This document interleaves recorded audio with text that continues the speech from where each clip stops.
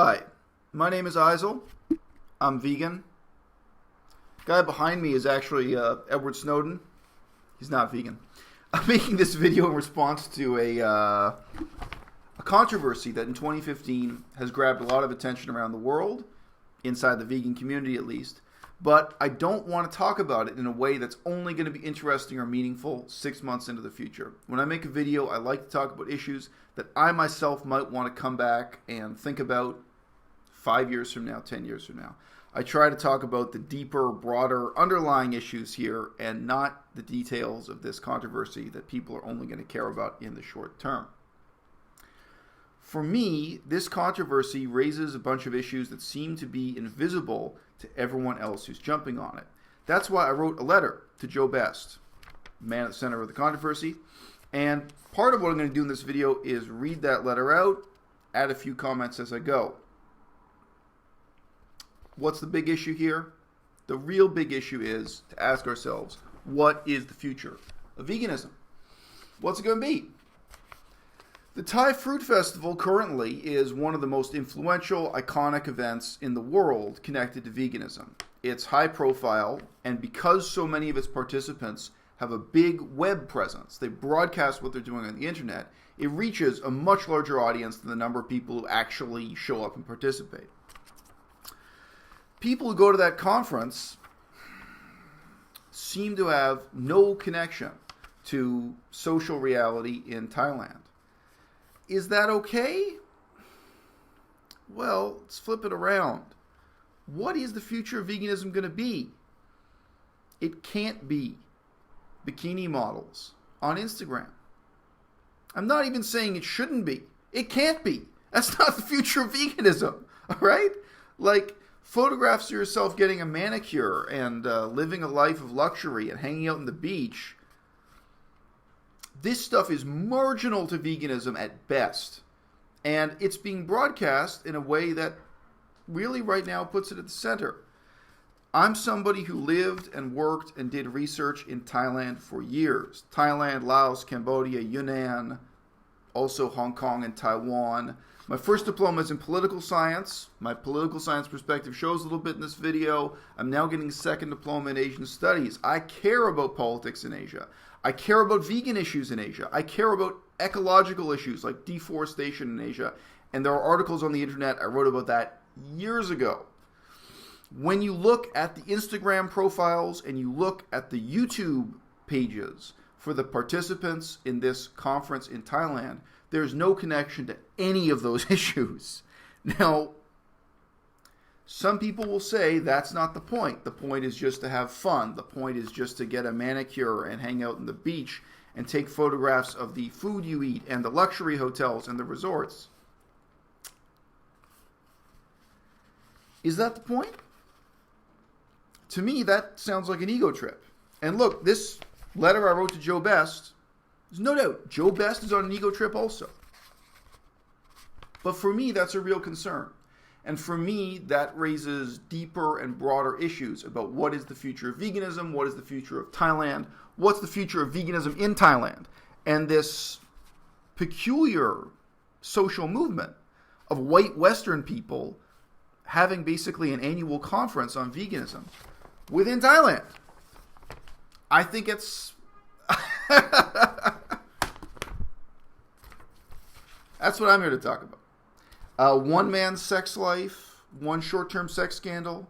For me, that shines a light on these deeper issues, but I'm not all that interested. I'm not going to harp on the details of what happened in this particular scandal. Pretty much everyone watching this video in 2015 will already know those details, and people who watch it 5 years in the future, they won't know and they won't care. This is a letter I wrote to Joe. Hi, Joe. I'm also a vegan, and I have years of experience living in Thailand, Laos, Cambodia, as well as other parts of Asia. During my years in Asia, I had many conversations with small business owners such as yourself, foreigners who had started small hotels, restaurants, and so on. As a disclaimer, one of the things I found hilarious was the presumption of so many of your critics that you would have a hard time finding a girlfriend in Chiang Mai of all places. I could only think these people know nothing about Thailand, And, of course, it is rather sad that your critics are still unaware of the extent to which beauty is in the eye of the beholder. So what I'm alluding to here is that many of the people attacking Joe Best basically have the opinion Joe Best is fat, therefore it is impossible that he could have a relationship with an amateur bikini model. Impossible! I didn't add this in to hate on anybody. Well, real talk, beauty is in the eye of the beholder. There isn't one objective standard that separates a guy like Joe from a girl like Jill. There isn't one standard that separates people, and there isn't one standard that brings them together either. Conversely, I'm aware that there are women who find fat men attractive, and so on. I can't imagine how naive or sheltered many of these people who hate you must be to imagine that it's extraordinary or even unusual for a fat man to end up with a skinny woman or vice versa. I think that part of the trap that Thailand presents to foreigners such as yourself is precisely that so many of the businesses exist just to support the lifestyle of their owners. I wasn't surprised at all to hear in your recent videos that your hotel isn't making money, i.e. that it may just barely break even. That's the case for the vast majority of Westerners who own small hotels and restaurants I've spoken to in Thailand, Laos, and Cambodia. Often, Westerners run such things in their retirement and spend their savings to do so. Part of the attraction for many of them is precisely the sex life that this allows them. And as I say, this may be a bit of a trap. Some people are drawn to Thailand for sex, some for sex, drugs, and rock and roll, some for sex, yoga, and lectures about reincarnation. It's all a trap. All of those permutations and combinations offer a sort of ego trip for the person who is paying the rent. It is really easy for the landlord, e.g. yourself, to fall into a loop of treating people as his friends who can't really criticize him. If they don't want to hear him play the guitar, or simply don't share his taste in music, are they going to say it? They're in a situation where they're rewarded for a certain type of phony, pandering behavior. There's a video up of Joe Best playing the guitar for his captive audience. I forget, I think there were maybe 5 young women in the shot with him. And, there's also a young woman holding the camera. You can hear her voice. I think that's Jill herself filming this. And some of the women, at least, are scantily clad. And Joe Best, the shot pans over to Joe Best playing the guitar. And he is glowing with ego. Now look, I don't think sex is evil. Human ego comes pretty close to evil. That kind of ego trip is dangerous, including dangerous for the people who are on it. And he's probably realized that now in retrospect. There's nothing evil about playing the guitar for your friends or tenants, but there is a real slippery slope here. The audience becomes part of the performance. People pretending to be your friends pretend to like your music, and you, the landlord, start to lose track of what's real and what isn't. The categories of tenant, client, employee, and friend all get mixed together in the context of a business that isn't really created to earn money, but to provide the owner with a certain type of lifestyle. I'm not saying that this is evil. I'm just saying that it is a confusing scenario for everyone involved. Your 9 tenants who tried to kick you out and take over your hotel were so deluded as to imagine that you were running a highly profitable business. If they were to compare your hotel to the real for-profit hotels run by Chinese entrepreneurs near the bus stations in almost every city in Thailand, they would soon see the difference. The small hotels that actually turn a profit don't look anything like your living room, and the owner won't play the guitar for you either. Yes, I have directly known several cases where the girlfriend or wife tries to steal the property from under the husband or the boyfriend, whatever the case may be. I have known situations like that. Not that I was involved, just because I talked to a lot of people who were these types of foreign entrepreneurs. it's common. It seems a little bit shocking that in this case, the young women showed up and were apparently only there for a few days before they had this scheme. In Joe's version of events, he says that they met and talked with a Thai woman who runs a tanning salon or wax salon, a beautician, something like that, and that woman may have put the idea into her head. That, I think, reflects how widespread, how typical that type of scheme is. Oh, you moved into his house? Well, here's how much the rent is. Here's how you can kick him out and take it over. Painful. Very common. And if you've lived out there and you've talked to people, you've heard a lot of stories like that. And sometimes they can involve corrupt police officers. Sometimes they can involve organized crime coming in to muscle you out. Sometimes it's just extended family, uncles, and it can get ugly quick. And that's the kind of game where you don't think you're playing a dangerous game. You think you've got a completely serene, hippie business, whether it's on the banks of the Mekong River or the side of the ocean or downtown Bangkok. You think you're doing your thing. And then you find out just how dangerous the game is and how dangerous the people around you turn out to be. It's sad. Whew, and vegans are not immune to this side of human nature. As you spend time in Thailand, I'm sure you're going to meet many examples of Westerners who have fallen down the rabbit hole after opening their own business with this type of self-reinforcing ego trip. In some ways, you may have been saved from falling into this pattern by the shocking experience you've just had. I don't mean that in any kind of facetious or sarcastic sense at all. I expect that you're really going to reevaluate your priorities and realize that your most important relationships are with those Thai small business owners who are there permanently and not with the short-term guests who will say anything to you, create an ego trip for you, and sometimes sleep with you with whatever mix of motives. I'm not saying this cynically at all, and I'm not insinuating that the women involved are all seeking free accommodation or airplane tickets. In Thailand, huge numbers of female tourists will sleep with you simply because they're looking for a relationship that lasts until their next departure. 3 weeks, 3 days, or 3 hours. Although I personally never played that game, I don't hate the players, and I don't hate the game itself either, i.e. sex isn't evil. However, for the middle-aged landlords who are in a position to host couch surfers, it can be a huge ego trip, can gradually lead to strange delusions, and end up looking like a cult. How true that is. I feel like digressing from this letter now to provide like 10 different examples I've seen. I knew a very, very fat Western guy, and he was gay, in Thailand. So big, fat, gay, white guy.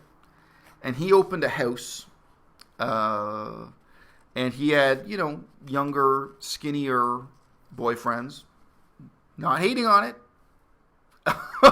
When there's a scandal and people talk about it, it looks bad, it looks suspicious, but I'm not hating the players, not hating the game.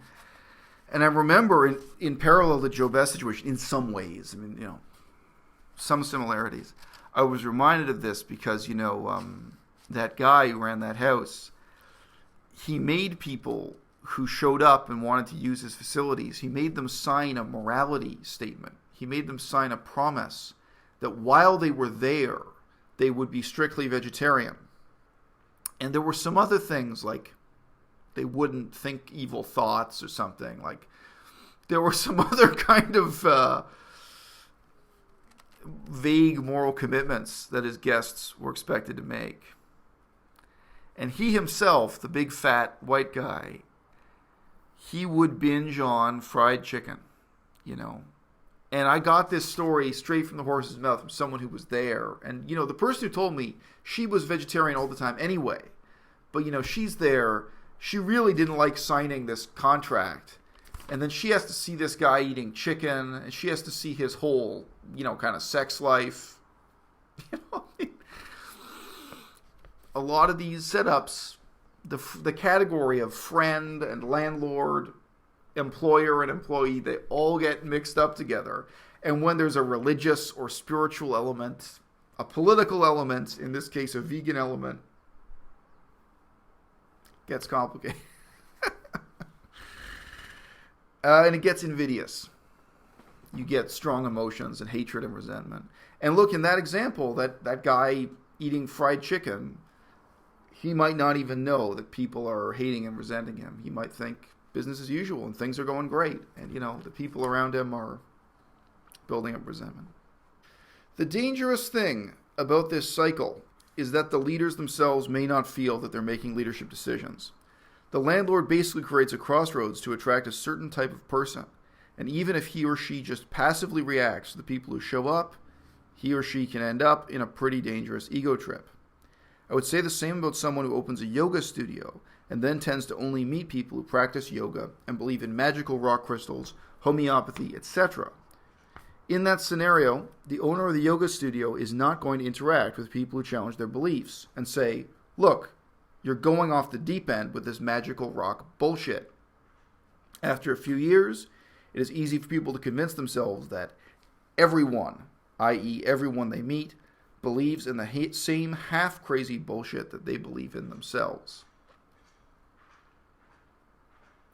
So obviously, this is something I've seen happen like in Western academia. It's something I've seen happen in Eastern Buddhism. And it's something you can see happen within veganism.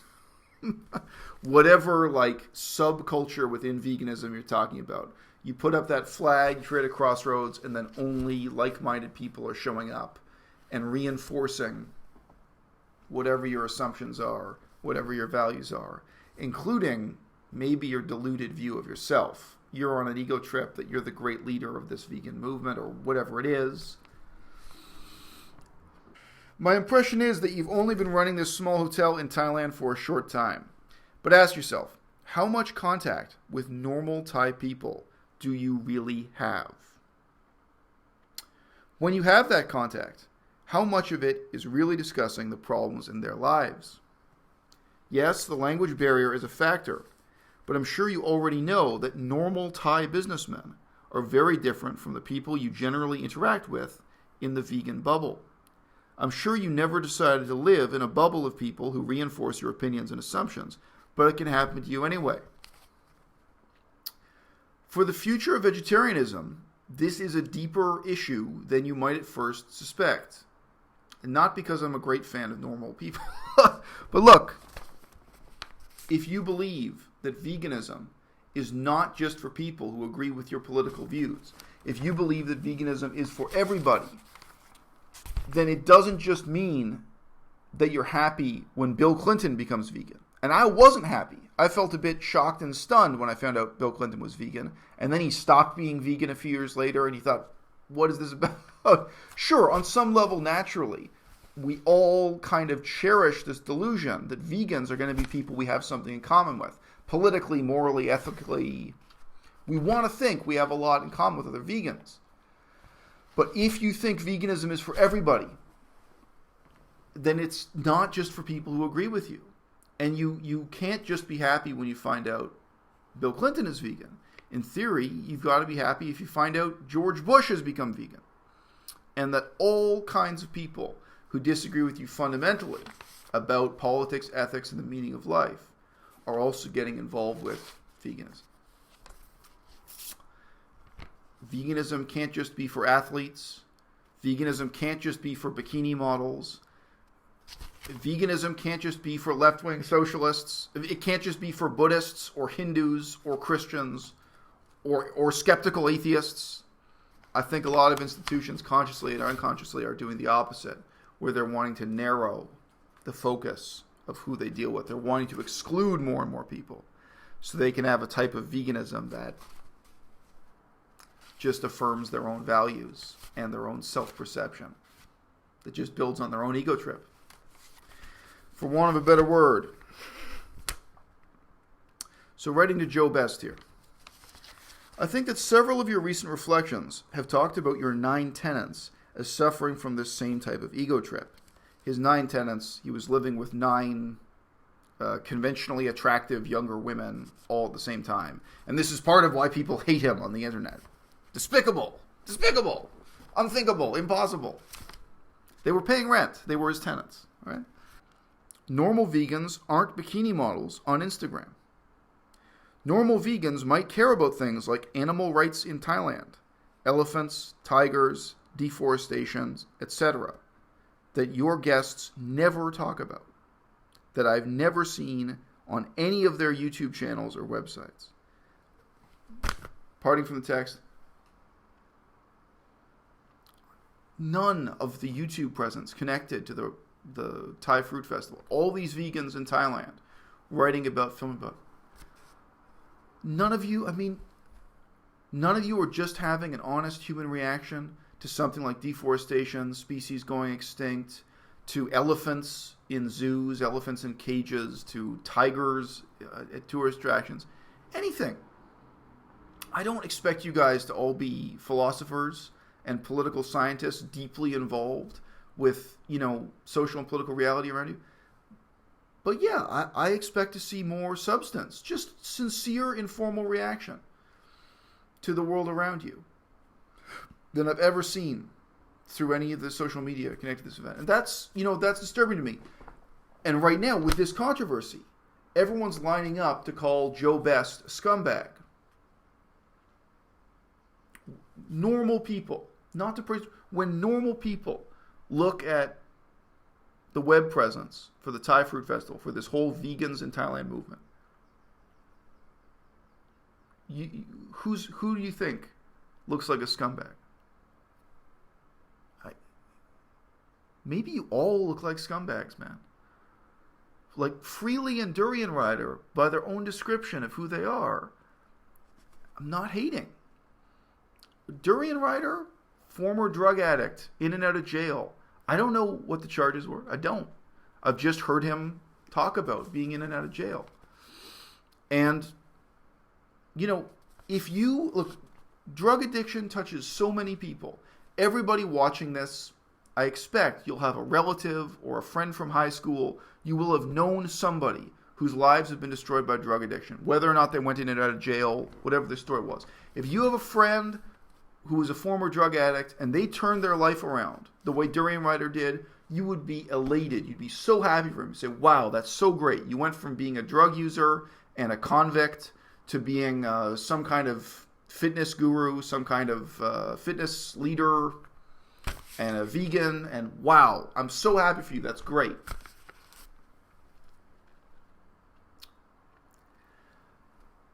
The fact that he's lean and muscular, again, in terms of how normal people look at them.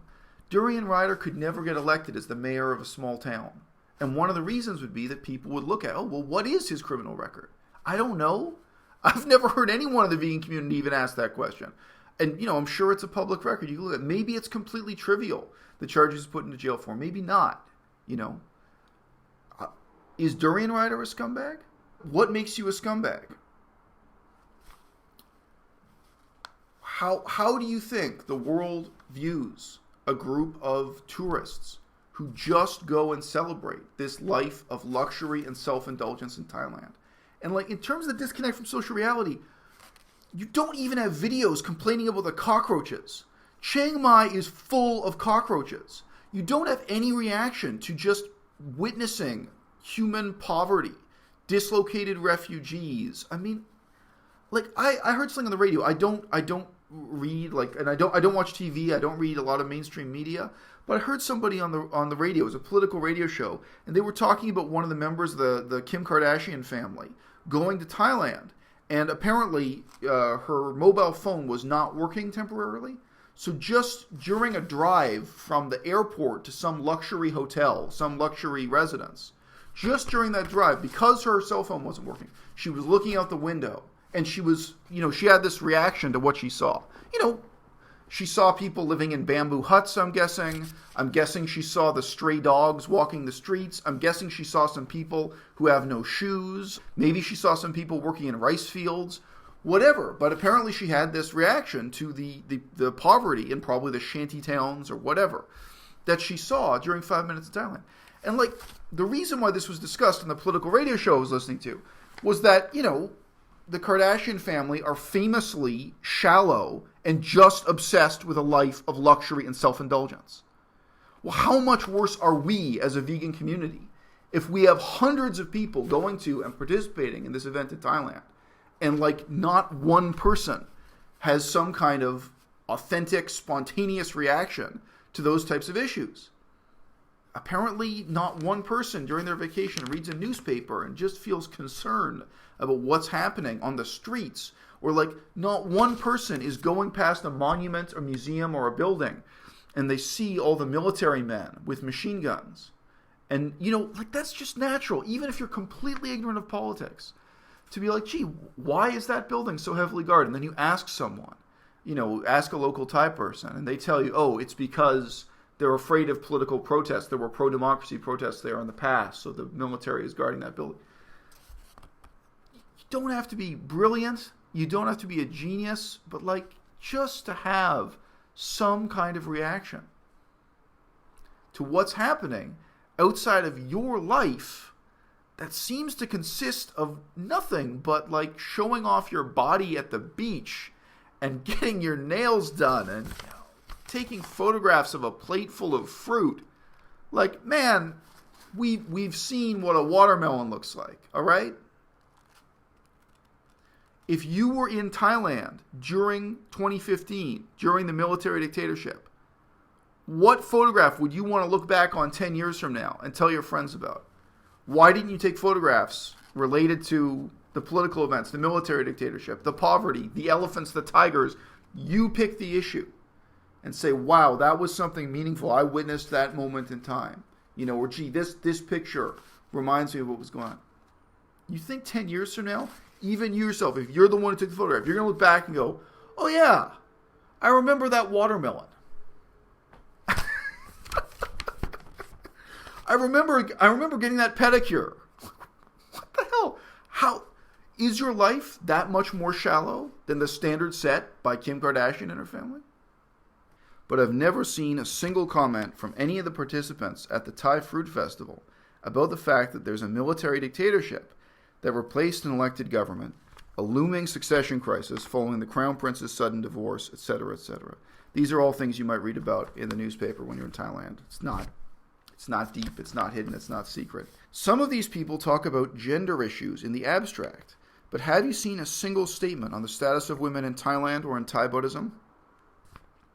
The whorehouses are ubiquitous in Chiang Mai and throughout all of northern Thailand, but they seem to be invisible to these vegan feminists, i.e. the same vegan feminists who are attacking Joe Best for being a subhuman, terrible person. Why is there so little interest in the real world, while there's so much interest in Joe Best's sex life? People film themselves eating mangoes in front of a Buddhist temple or riding their bicycles past whorehouses, but there seems to be absolutely zero interest in the real world, even in the limited sense that a normal tourist might have curiosity about these things. I'm not suggesting that anyone or everyone is going to engage in deep political analysis of the situation, but yes, I would expect some vegans to be talking about something more meaningful than a life of total self-indulgence. Makeup, eating, swimming, bicycle upgrades, etc., etc. Veganism, defined entirely in terms of vanity, is going to be vitiated by that same vanity. I don't think that vanity is evil, but the mix of extreme vanity, shallowness, and self-indulgence accompanied by claims of over-the-top compassion and saving the world, from bikini models who don't seem to give a fuck about anything but where their next wax job is coming from, is a combination that anybody would find laughable.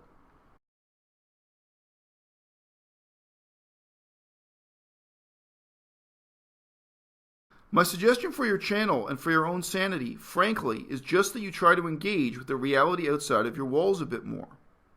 When was the last time you saw anyone connected to the Thai Fruit Festival mention Thai politics even in passing? When was there a YouTube video that even commented momentarily, quote, you know, I've been feeling kind of worried about what I've been reading in the newspapers lately? I am not suggesting that someone like Jalacious Jill is going to start reading Foreign Policy magazine. And I'm not suggesting that your channel is going to become profound and morose either. However, the vegan movement within Thailand has, in 2015, no connection to the reality of Thailand. I've never once seen any of these vegans in Thailand even remark on the poverty they witness, e.g. refugees from civil wars in Burma, etc., nor have I seen any of them talking about animal cruelty in Thailand, animal agriculture in Thailand, the total deforestation of the country, that brings with it the extinction of wild species, etc.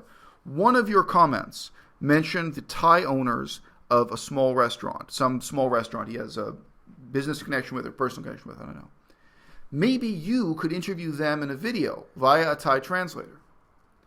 The mechanic who fixes your bike in Chiang Mai is probably either a Burmese refugee or a Lao-speaking immigrant.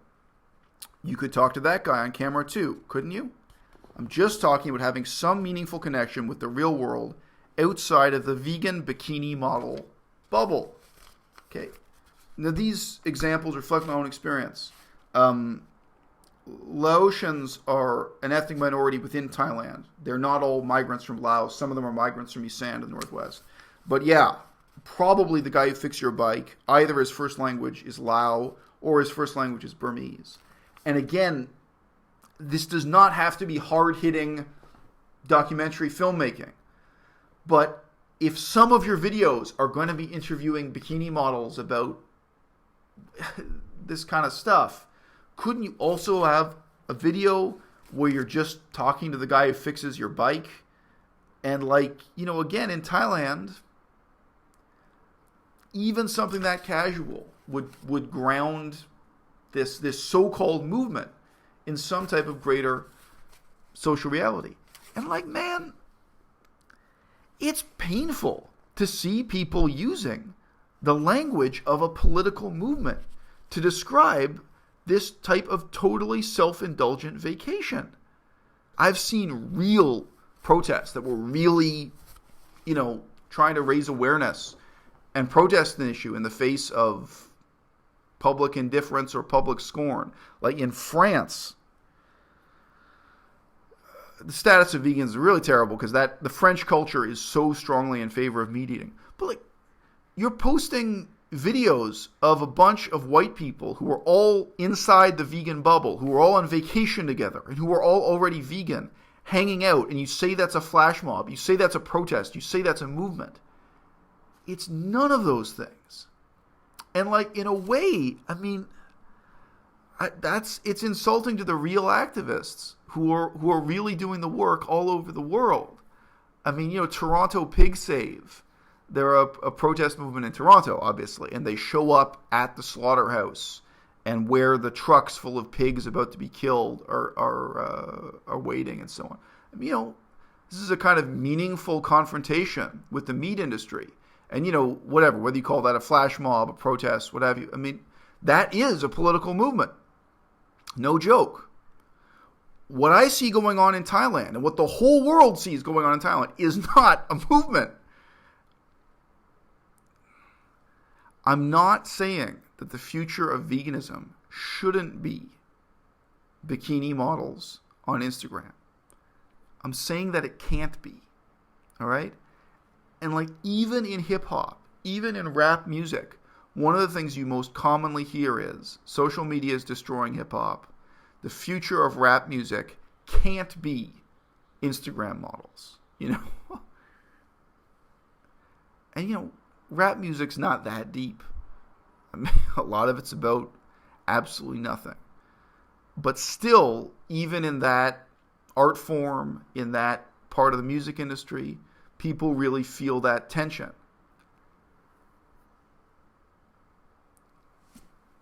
Veganism is a relatively deep and complicated and politically loaded subject. Yeah, like I said 5 minutes ago, veganism, defined entirely in terms of vanity, is going to be vitiated by that same vanity. My letter to Joe Best continues. If you had been living in South Africa under apartheid, you would have had access to great quality fruit also. South Africa still farms some of the best fruit on earth. But you would look back on your life with regret if you had produced nothing but videos, blogs, and photographs of the most trivial and vain nonsense imaginable. My latest manicure, etc., etc. How shallow is a movement that thus has its eyes closed to everything, except for the artificial paradise presented within the dotted lines of resort hotels and vegan restaurants. If these vegan festivals were being held in the Ukraine or Iran, would vegans be similarly oblivious to everything aside from their lives of self-indulgence? I hope this letter gives you something to think about beyond the limits of what your critics have to say about you. What I find interesting about your case is precisely that it raises these deeper and broader issues. What is the future of veganism? What is the future of Thailand? The future of veganism is not going to be 10 million Instagram models writing 10 million blogs about hair and makeup. The future of Thailand is not going to be 10 million colonies of self-obsessed vegan athletes photographing themselves on bicycles and posing with plates of fresh-cut fruit. That won't be the future because it can't be. That's an illusion of a perpetual vacation that isn't even real during the few weeks that people pretend to live it at such great expense. I know what the real Chiang Mai is like, and I know that it is being edited out of all these videos, intentionally or unintentionally, by people who are pretending to live the dream. When you think about the future of veganism, the challenge is not going to be adapting to include scumbags like Joe Best. It's going to be adapting to include all kinds of people who have nothing in common, who represent totally different political views, and so on, in a meaningful movement for social change.